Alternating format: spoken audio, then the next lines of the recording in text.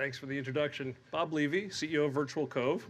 My background includes product leadership roles at IBM and at MathWorks. I was the founding president of the Boston Product Management Association. It's about a 6,000 person nonprofit here in the area. I've invented a way to take complex data, multivariate or multidimensional data, and for the first time help people actually see it in an intuitive way. So in 1609, Galileo invented the first telescope, and we started seeing the universe in a completely new way.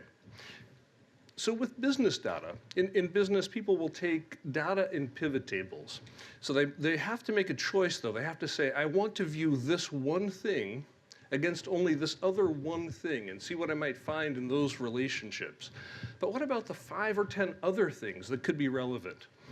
In business intelligence, so these are conventional plots that we arrange in these so-called dashboard displays on web pages usually, and they show plots or charts that can show us only a few things each.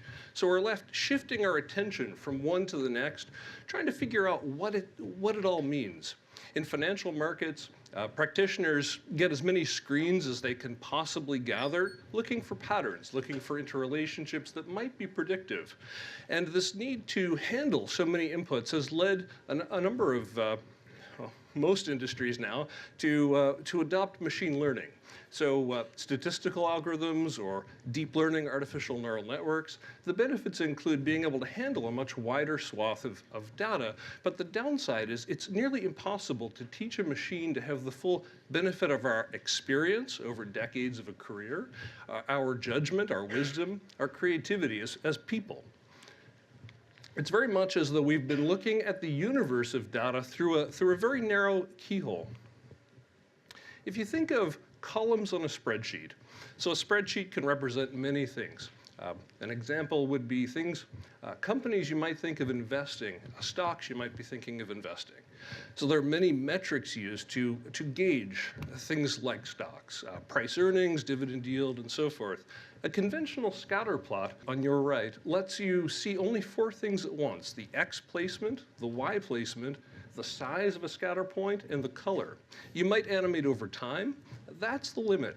So if you take those 50 variables and choose 4 at a time, you're left with over 230,000 combinations you have to try and understand. This would take, so typically takes people about 5 minutes to study a plot. This would take nearly a decade. People don't do it. So what if we could invent a new kind of plot that let us see many more of these things at once in an intuitive way that we could coalesce, that our brain could be drawn to the meaning? So for example, 14 dimensions, the same math applies to, meaning this is showing you, or would show you, the equivalent of over 1,000 conventional 4-dimensional scatter plots. And with that same approach, same time per plot, you would, in theory at least, and we'll get into practice in a second, you'd be able to get the same insights that would have taken a decade, but in less than a week. So why might something like this be possible? It turns out that a full third of our cortical mass is dedicated to taking in visual information, so the visual cortex. It evolved over millions of years to take in information from the space around us. It's only the past few decades that we started looking at these flat pieces of glass on our desk. So there's been a lot of brain research around children in terms of some of the problems that we have if our children are watching TV. And it turns out the visual cortex is very much not engaged when looking at TV relative to when we're interacting in the spatial environment. So it turns out that virtual, mixed reality, immersive realities give us a great palette, a great canvas to invent something completely new. So we have this patent pending approach of overlaying different special effects that only work or are best perceived in spatial, immersive reality. I'll give a few examples here. Now you are looking at a flat screen, but to make sense. So the most obvious, of course, is the Z position. That's a no-brainer. Some things that are a little less intuitive but work quite well is, so for example, a glowing halo effect around a data point can be of varying gradients. Opacity, you won't see it here on the screen, but if you take a couple of glasses of water and place differing amounts of food dye, you'll notice that you can very easily tell the differing translucency of those glasses of water. A number of these effects give us a greater information density for this new kind of plot. So you're seeing here with some motion an attempt to show that which becomes very obvious the first second you put a headset on with this solution. So one of the questions I'm often asked is, won't this be just a little bit overwhelming for people, right? So it turns out not. We do this every day. How many of us drive a car? Quite a few, right? So when you drive a car, every other car, perhaps dozens in your environment, they each can turn, they each can speed up or slow down, they can signal with lights. The driver might give you some kind of signaling gesture to communicate something. A lot of things can happen, horns and the like. Pedestrians can jump out in front of you. Instrument clusters, you may have 5 or 10. Controls.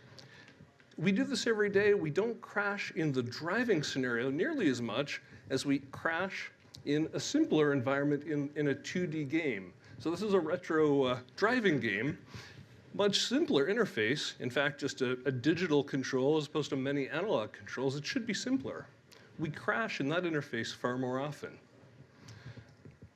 So this is an example showing how we see the financial markets. So these, we call them data tubes. It's another type of example of how we present financial markets data. So we use the depth plane to represent time. We use the height of each bar to represent closing price, color to represent, in this case, volume traded. So you're seeing here, in many of these for each sector of the S&P 500, you're seeing all of the stock charts of the S&P 500 holographically at the same time. So the example of a markets trader who'd have many screens, they're now intuitively able to start seeing those lead lag relationships as the market data flows toward them. So quantum computing is popularly misunderstood. It's believed that it would crack codes by considering all of the possibilities at once. It doesn't actually work quite that way, but what we've done here is very similar, presenting to the brain and the brain's ability to process so much information in parallel if it's presented appropriately. So what we have is a way, for the first time, to understand highly multivariate or highly multidimensional data. This comes up in most business situations, someone doing a market research survey or trying to understand financial markets, for example. We're engaged primarily with financial markets funds, folks who try to predict where markets are going as their way of generating profit. So with that, I'll wrap up. I thank you for your interest, for your attention, and I'll pause for questions.